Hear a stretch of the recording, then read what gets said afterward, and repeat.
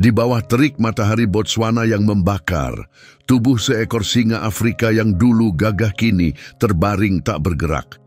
Tubuhnya sangat kurus dan kaku, sampai-sampai dokter hewan satwa liar, Dr. Luca Moretti, awalnya mengira hewan itu sudah mati. Tulang rusuknya tampak jelas di balik bulu kusut yang pudar, tanda nyata bahwa ia tak makan selama berminggu-minggu. Dulu ia adalah makhluk yang kuat dan penuh wibawa, kini tinggal bayangan rapuh dari dirinya sendiri, kulit yang menempel erat di atas tulang. Moretti sedang menjalankan patroli rutin anti perburuan di tengah gurun Kalahari ketika pemandunya, Samuele Dlamini, melihat seekor singa yang nyaris tak bernapas tergeletak di dekat mata air yang kering. Apa yang mereka temukan membuat mereka terdiam. Itu adalah seekor singa jantan dewasa, sekitar 8 tahun, terisolasi dan terdampar sendirian. Ia begitu lemah hingga tak sanggup mengangkat kepalanya. Selama puluhan tahun saya bekerja dengan satwa liar. Belum pernah saya melihat seekor singa dalam kondisi separah ini yang masih hidup, kenang Moretti. Mata singa itu cekung jauh ke dalam tengkoraknya, dan surainya yang dulu megah kini kusut dan kotor. Tubuhnya dipenuhi luka, mungkin akibat terlalu lama berbaring di tempat yang sama. Napasnya pendek dan tak teratur. Moretti berlutut di samping pemangsa yang lemah itu, bersiap menghadapi geraman atau gigitan, tapi yang terjadi justru mengejutkannya. Dengan susah payah, singa itu memutar kepala ke arah Moretti dan menatap langsung ke matanya. Bukan tatapan liar dan curiga seperti biasanya, melainkan sesuatu yang berbeda, seperti permohonan diam-diam. Seolah-olah ia tahu aku datang untuk menolongnya, kenang Moretti. Saya sudah bekerja dengan banyak kucing besar, tapi belum pernah melihat tatapan sejelas dan seemosional itu, seakan-akan ia meminta kesempatan untuk hidup. Tubuh singa itu sangat kekurangan cairan. Gusi pucat dan suhu tubuhnya rendah meskipun udara sangat panas. Moretti memperkirakan ia tidak makan selama lebih dari 20 hari dan mungkin sudah beberapa hari tanpa air. Yang lebih mengkhawatirkan, kaki belakangnya sama sekali tidak bergerak, mungkin lumpuh. Itulah sebabnya ia tak bisa mencari makan atau air. Saat itu, Moretti menghadapi keputusan yang mengubah hidup. Prosedur standar menyarankan untuk mengakhiri penderitaan si singa lewat eutanasia. Tapi ada sesuatu di mata itu, cahaya kehidupan yang sulit dijelaskan, yang mendorongnya untuk mencoba sesuatu yang jarang dilakukan, menyelamatkan seekor singa liar yang sekarat di salah satu tempat paling keras di bumi. Segala yang kupelajari bilang, tidak mungkin ia bisa diselamatkan, kata Moretti. Tapi aku tak bisa menyerah begitu saja. Ia pantas mendapat kesempatan. Saat matahari mulai tenggelam, Moretti langsung bertindak. Ia memasang infus dan mulai memberi cairan darurat. Singa itu tidak bereaksi, seolah tahu ini adalah satu-satunya harapannya.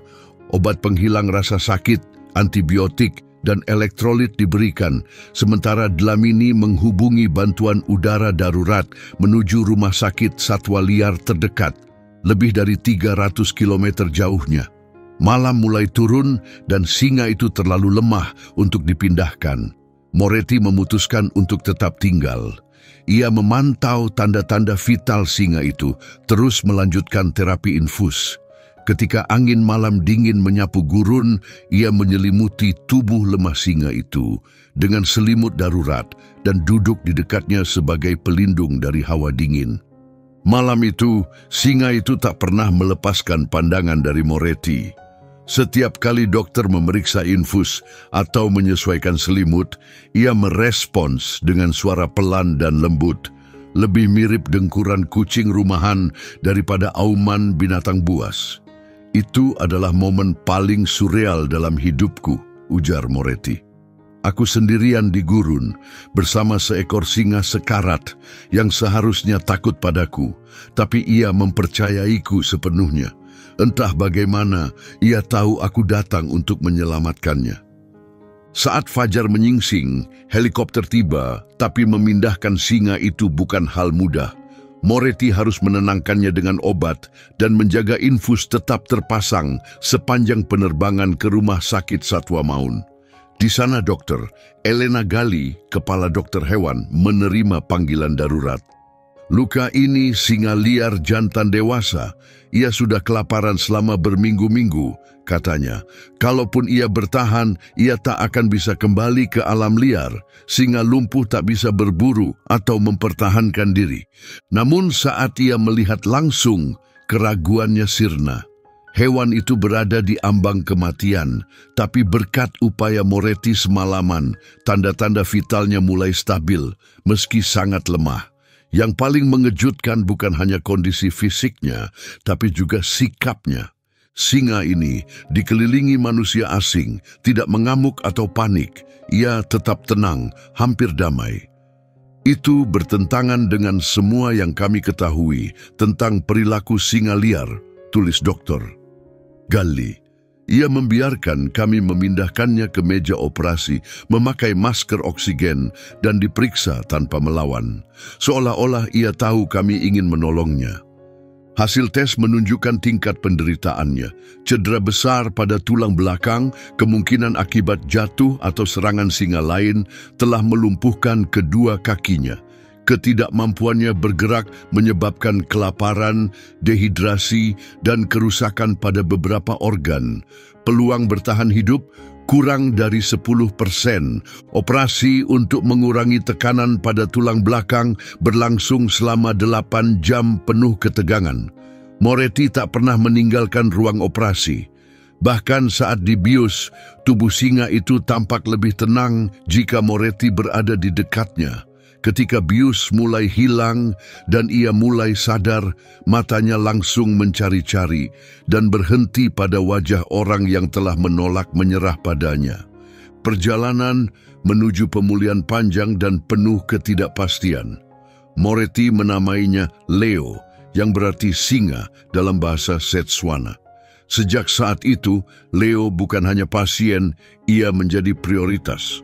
Moretti cuti dari tugas utamanya dan tinggal penuh di sisi Leo, bertekad menemani setiap langkah penyembuhannya. Ia memindahkan tempat tidur lipat ke ruang pemulihan Leo dan tidur di sana selama 3 minggu, terus memantau perkembangannya dan memberinya kebersamaan yang stabil. Apa yang terjadi selama hari dan malam itu membuat seluruh tim medis terpesona. Leo mulai menunjukkan perilaku yang belum pernah terlihat sebelumnya pada singa liar. Setiap kali Moretti meninggalkan ruangan, meski hanya sebentar, Leo tampak gelisah. Dan setiap kali Moretti kembali, Leo menyambutnya dengan suara lembut penuh kasih dan mencoba menyentuhkan hidungnya ke tangan Moretti, meskipun tubuhnya masih sangat lemah. Itu seperti melihat ikatan tumbuh antara dua anggota keluarga, ujar perawat Valeria Neri dengan kagum. Leo merespon suara Luca, merasa tenang saat berada di dekatnya dan tampak terhibur oleh sentuhannya. Ini lebih dari sekadar hal tidak biasa. Itu terasa seperti sesuatu yang melampaui ilmu pengetahuan, sesuatu yang tak bisa dijelaskan. Saat kekuatan Leo perlahan kembali, sisi lembut dari dirinya mulai terlihat. Meskipun dulu adalah pemangsa kuat, di hadapan Moretti dan tim medis, ia menunjukkan kelembutan dan kepercayaan yang tak pernah terbayangkan. Ia menjalani sesi terapi fisik tanpa mengeluh, menahan rasa sakit seolah mengerti bahwa semua itu untuk kebaikannya. Lalu datanglah momen yang tak seorang pun prediksi. Dalam pemeriksaan rutin di minggu keempat, tiba-tiba Leo mengangkat ekornya dan menggerakkan telapak kaki belakangnya, sesuatu yang tak bisa ia lakukan sejak hari pertama ditemukan. Semua orang terdiam. Bagian tubuh yang sebelumnya lumpuh kini kembali bergerak. Dr. Galli tercengang. Berdasarkan literatur medis, jenis cedera tulang belakang yang dialami Leo hampir selalu menyebabkan kelumpuhan permanen. Tapi Leo membuktikan sebaliknya. Menurut Gali, pemulihannya bukan hanya hasil dari perawatan medis terbaik, tetapi juga karena keinginan hidup yang luar biasa dan ikatan emosional yang unik dengan Moretti. Rekaman momen saat Leo mencoba berdiri untuk pertama kali menyebar cepat di internet, ditonton jutaan orang, menyentuh hati di seluruh dunia. Melihat Moretti menopang tubuh Leo saat ia mencoba langkah pertama yang goyah, membuat banyak orang meneteskan air mata. Dukungan dari berbagai belahan dunia pun mengalir untuk membantu rehabilitasi Leo. 6 bulan setelah ditemukan dalam kondisi sekarat, Leo sudah berjalan dengan percaya diri. Ia bahkan bisa berlari lagi, menunjukkan kekuatan dan energi yang dulu dianggap mustahil. Perubahannya benar-benar seperti keajaiban. Namun Leo belum selesai mengejutkan dunia. Di pusat penelitian milik Moretti, sebuah kandang khusus dibangun hanya untuk Leo. Tujuannya adalah memberinya masa pensiun yang damai.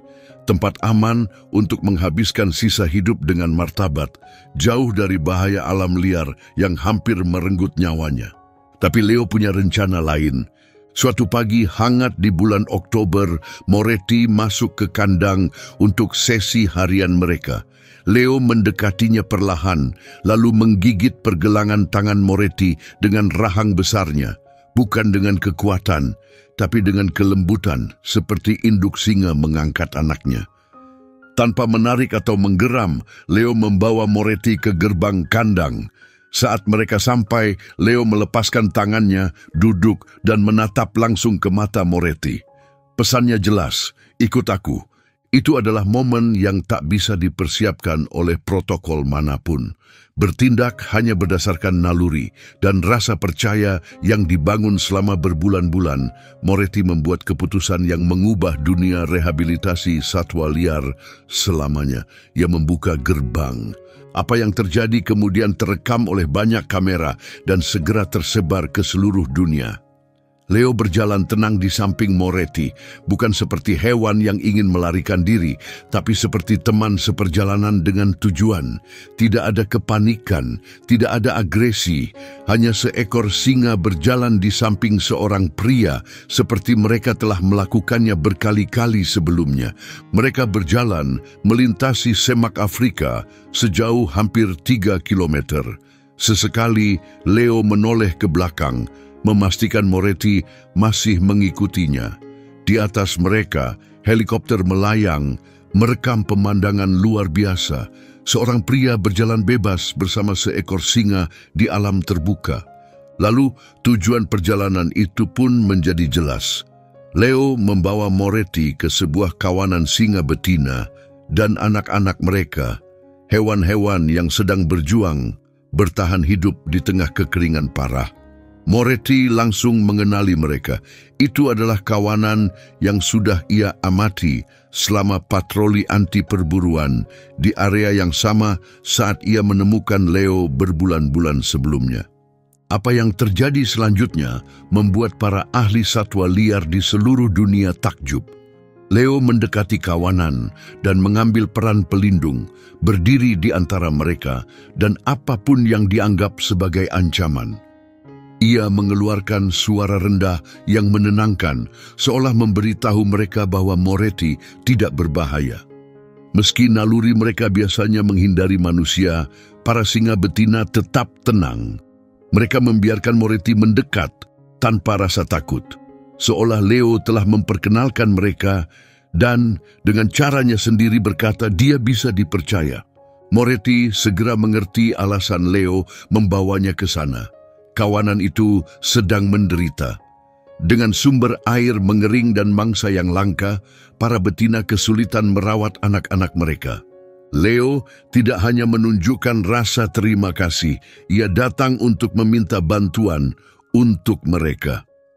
Dalam minggu-minggu berikutnya, Moretti bekerja sama dengan para konservasionis lokal untuk membangun stasiun air dan menyediakan makanan bagi kawanan tersebut. Berkat Leo, satu keluarga singa kini memiliki kesempatan untuk bertahan dari kekeringan. Sepanjang upaya penyelamatan kawanan itu, Leo tidak pernah meninggalkan sisi Moretti. Ia menjadi semacam jembatan, menghubungkan dua dunia yang jarang bersinggungan. Seekor singa liar yang membimbing manusia untuk menolong sesamanya adalah sesuatu yang belum pernah disaksikan siapapun. Rekaman Leo yang memimpin Moretti ke kawanan itu menyentuh hati jutaan orang dan dengan cepat menjadi video satwa liar paling banyak ditonton dalam sejarah internet. Primatolog terkenal Jane Goodall menyebutnya sebagai contoh paling luar biasa dari pemahaman dan kerja sama lintas spesies yang pernah tercatat. Akhirnya, demi kesehatannya sendiri, Leo harus dibawa kembali ke Suaka. Namun hubungan antara dia dan Moretti lebih dalam dari sekadar jarak. Kepercayaan mereka tak pernah luntur. Leo menghabiskan 7 tahun berikutnya di fasilitas itu, bukan sekadar pulih, tetapi berkembang. Ia menjadi simbol global untuk pelestarian singa, membantu menggalang jutaan dana bagi berbagai inisiatif satwa liar. Orang-orang di seluruh dunia terinspirasi oleh perjalanannya, oleh singa yang dulu nyaris mati di padang pasir dan bangkit menjadi suara bagi mereka yang tak bisa bersuara. Ketika Leo meninggal dengan tenang pada tahun 2019, Moretti berada di sana, seperti saat semuanya dimulai. Ia duduk di samping singa besar itu, memeluknya dengan lembut di detik-detik terakhir. Singa yang dulu hanya kerangka di atas pasir kini meninggalkan dunia dengan cinta dan martabat. Namun kisah Leo tidak berakhir di sana. Program-program yang terinspirasi dari penyelamatannya terus berkembang, menyelamatkan banyak hewan lain dan menarik perhatian dunia terhadap kebutuhan mendesak akan konservasi. Yang lebih penting lagi, Leo telah menunjukkan kepada dunia sesuatu yang jarang kita sadari, bahwa hewan bisa merasakan, berpikir, dan terhubung dengan cara yang baru mulai kita pahami.